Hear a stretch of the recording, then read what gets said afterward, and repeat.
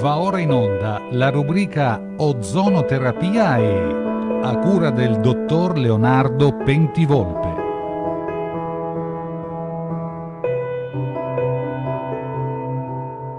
Buongiorno, sono il dottor Pentivolpe, ci siamo già visti. Io sono un medico chirurgo, mi occupo soprattutto di ozonoterapia e di alimentazione. Oggi parleremo di un argomento che potrebbe essere trattato in maniera molto ampia. Noi ci limiteremo a pochi minuti perché parleremo di alimentazione legata all'obesità. Intanto vorrei esordire in questo nostro incontro con un quesito da porre a ognuno di voi quando si mette in dieta per dimagrire. Il quesito è questo: hai perso peso? Sei sicuro di aver perso grasso? Domanda importantissima e che ci fa riflettere. Ognuno di noi quando si mette a dieta e vede la bilancia oscillare di 2 kg è convintissimo di aver perso 2 kg di grasso. Però nella maggior parte dei casi non è così. Per capire l'argomento che oggi vogliamo affrontare, dobbiamo evidenziare alcune caratteristiche del nostro organismo. Immaginiamoci, ecco, io vi porto un esempio. Immaginiamoci un contenitore con 3 compartimenti e questi compartimenti sono riempiti da palline. Un compartimento è riempito da palline bianche, un compartimento è riempito da palline marroni e un compartimento è riempito da palline gialle. Questo contenitore con i 3 compartimenti pieni di palline pesa diciamo 10 kg. Se noi ipoteticamente togliamo dal contenitore mezzo chilo di palline bianche e aumentiamo le palline e questo mezzo chilo lo portiamo nelle palline gialle, il contenitore peserà sempre uguale. Senza fare molte illazioni teoriche, andiamo al dunque. Il dunque è il seguente: consideriamo il nostro organismo come un grande contenitore in cui ci sono dei compartimenti. Un compartimento è la massa magra, un altro compartimento è l'acqua e un altro compartimento è la massa grassa. Quando noi ci mettiamo a dieta, non sappiamo se il compartimento che ha ridotto il proprio peso è quello bianco che contiene l'acqua, oppure quello marrone che contiene i muscoli, oppure quello giallo che contiene la massa grassa. Sappiamo semplicemente che abbiamo perso peso. Però, da quale compartimento il peso sia diminuito non lo possiamo sapere. Non lo possiamo sapere, nota bene, se ci affidiamo semplicemente a una bilancia. La bilancia ci dice che abbiamo perso peso. Però la medicina moderna o il nutrizionismo moderno non si affida solamente alla bilancia. Il nutrizionismo moderno si affida a delle attrezzature che si sono evolute nell'ultimo decennio, soprattutto nell'ultimo ventennio anzi. E queste apparecchiature si chiamano impedenziometri. Cos'è un impedenziometro? Un impedenziometro è un'attrezzatura che ci permette di quantificare i vari compartimenti del nostro organismo. E non ci dice semplicemente un buon impedenziometro evoluto di ultima generazione, non ci dice semplicemente se noi abbiamo perso acqua o massa grassa, ci dà dettagli anche più fini, ci dà dettagli più mirati. Quali sono questi dettagli più mirati? L'impedenziometro di ultima generazione ci dice che noi nell'acqua abbiamo una parte di acqua, l'acqua che costituisce il nostro organismo e che è in prevalenza la parte più importante del nostro peso corporeo, perché circa il 60% nell'adulto giovane è acqua. L'impedenziometro moderno ci dice addirittura se l'acqua dentro le cellule è giusta o l'abbiamo persa rispetto all'acqua che sta fuori dalle cellule. Ricordiamo che l'acqua che sta fuori dalle cellule nel nostro organismo, perché l'acqua totale in parte sta dentro e in parte sta fuori, di quel 60% di acqua, una percentuale, circa il 20%, sta fuori dalle cellule. L'impedenziometro ci dice anche se le varie percentuali di acqua sono corrette e ci dice se è diminuita o aumentata l'acqua che sta fuori dalle cellule, che si chiama propriamente acqua extracellulare. Perché quando aumenta l'acqua extracellulare si ha quella situazione che comunemente viene chiamata ritenzione idrica. Per cui noi possiamo perdere o aumentare peso aumentando la quota di acqua extracellulare. Possiamo perdere o aumentare peso aumentando la quota di acqua che sta dentro le cellule, quindi intracellulare. Possiamo perdere o aumentare peso perdendo massa magra. La massa magra è costituita in prevalenza da massa muscolare, però anche il collagene, cioè quella parte che sta sotto la pelle, quella parte della massa magra che è sotto la pelle, è importantissima perché il collagene viene perso facilmente nel corso di una dieta dimagrante.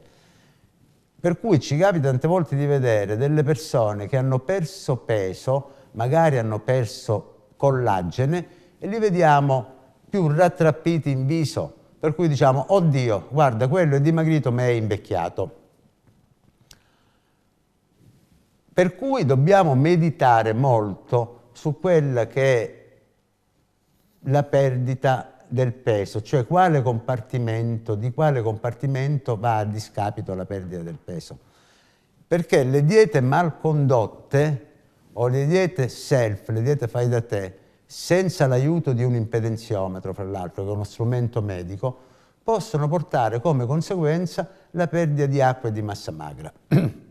Ognuno di noi, perdendo peso, può essere convinto di aver perso massa grassa, poi si ritrova ad aver perso massa magra e quindi recupera tutto facilmente. Quindi voi direte, e cosa bisogna fare per perdere massa grassa? Il discorso è complesso perché quando ci introduciamo nel campo del nutrizionismo, io dico sempre che il nutrizionismo è come la religione, come la politica. Ognuno ha una propria credenza e ognuno crede che quella credenza sia giusta. Quindi è difficile dare una dieta generica, tipo le diete che si trovano tante volte sui giornali. È difficile perché? Perché ogni dieta deve essere adattata alle tendenze dell'individuo, al suo ruolo sociale. Ruolo sociale che significa? Non significa che l'operaio deve mangiare in maniera diversa dal bancario, però significa che l'operaio avrà magari orari diversi dal bancario oppure dal ferroviere. Di conseguenza bisogna che conformiamo un indirizzo dietetico in relazione agli orari del paziente, alle tendenze alimentari, all'età anche, perché l'età è importantissima. Mentre in passato si credeva che man mano che invecchiamo dobbiamo ridurre le proteine, incomincia a invecchiare, mangia meno carne. Adesso si crede il contrario, si sa che man mano che noi invecchiamo perdiamo massa magra. L'invecchiamento è perdita di massa magra, man mano che noi invecchiamo, anche se facciamo ginnastica, la massa muscolare se ne va, non esiste più o si riduce. Quindi dobbiamo favorire la formazione di massa magra. Per sintetizzare così il concetto, diciamo che a parte gli estremismi di cui potremmo stare a discutere, però non ne discutiamo perché non è la sede e non c'è un confronto, non c'è un mio collega, un qualsiasi paziente con cui io possa confrontarmi. Comunque, a parte gli estremismi, che sono da una parte le diete vegane e dall'altra le diete tipo ducaniane, cioè le diete in cui esclusivamente vegetali, le diete in cui esclusivamente o quasi esclusivamente carne o pesce o proteine, a parte questi estremismi, diciamo, la maggior parte dei nutrizionisti moderni concordano che l'alimentazione, ogni pasto, debba vedere in tavola la presenza dei 3 macronutrienti. Quali sono i 3 macronutrienti? I 3 macronutrienti sono carboidrati, proteine e grassi. Tutti sono d'accordo su questo, cioè tutti, buona parte. In che cosa c'è la discordia? La discordia c'è sulle percentuali. È stato il primo Barry Sears nella famosa dieta zone che diceva ci deve essere per ogni pasto 40 grammi di carboidrati, 30 di proteine e 30 di grassi.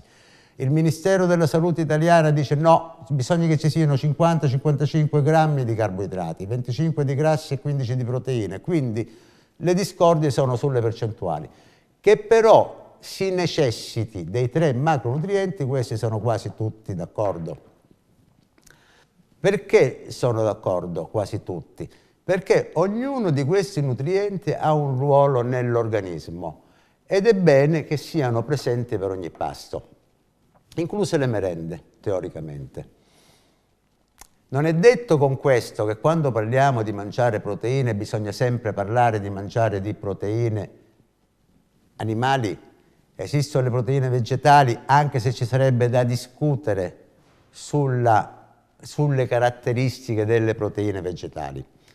Però, tornando a quello che è il motivo, il titolo di questo incontro, cioè hai perso peso, sei sicuro di aver perso grasso, i più sono concordi che per evitare la perdita di massa grassa, di massa magra, scusate, e per favorire la perdita di massa grassa ci debbono essere presenti sempre le proteine anche nelle merende. Questo orientativamente, quando parliamo di alimentazione, dico orientativamente perché, ripeto, ogni persona ha delle caratteristiche proprie, delle malattie proprie, delle funzioni proprie e quindi è il medico tramite un'impedenziometria che deve valutare lo stato di quella persona e quindi adattare, concordando col paziente, la dieta più corretta ed eventualmente l'integrazione anche più corretta. Però ricordate, e questo è importantissimo, che qualunque sia la perfezione della dieta, qualunque sia la perfezione degli integratori, se non è, il tutto non è supportato da un minimo di attività fisica, quell'organismo perderà inevitabilmente massa magra. Voi potete stare a dieta tranquillamente mangiando solo proteine, l'estremo di Dukan. Dopo una prima fase, se non c'è un minimo di attività fisica, l'organismo andrà verso la perdita di massa magra. Quindi l'attività fisica riveste un ruolo fondamentale. Ormai tutti sono, qualsiasi tipo di patologia, parliamo dalle patologie più semplici fino alle più complesse, quelle che stanno, le patologie cronico-degenerative che ormai stanno imperversando la nostra società, il cancro, l'Alzheimer, la sclerosi multipla, patologie autoimmuni, tutti sono concordi, sia le medicine alternative che le medicine naturali, che le medicine ufficiali, le medicine chimiche, che non tanto l'alimentazione, perché la nostra scienza ufficiale vede poco l'orientamento verso l'alimentazione, però per quanto riguarda l'attività fisica, anche il medico di base, ormai se avete una cardiopatia, oppure un problema di pressione, oppure un problema di diabete, vi consiglierà di camminare. Quindi il camminare e la respirazione, per inciso, un'altra cosa da evidenziare, quando si cammina o si va in palestra ci sono molte persone, sia esse uomini che donne, che ne approfittano di quell'oretta per chiacchierare con l'amico, per fare la telefonata. L'attività fisica dà il massimo degli effetti se accompagnata da una corretta respirazione. Ci sono delle prove, degli esperimenti in cui si vedono pazienti con attività fisica corretta, con alimentazione corretta, che però non sanno usare l'apparato respiratorio, non respirano, non perdono peso e non perdono massa grassa. Approfondiremo questo argomento la prossima volta che ci incontreremo e parleremo anche della differenza tra quello che può essere la massa grassa e quella che è la cellulite e quali possono essere le terapie. Vi ringrazio per l'attenzione, ci incontreremo la prossima volta. Grazie, buongiorno. Avete visto ed ascoltato la rubrica Ozonoterapia e A cura del dottor Leonardo Pentivolpe.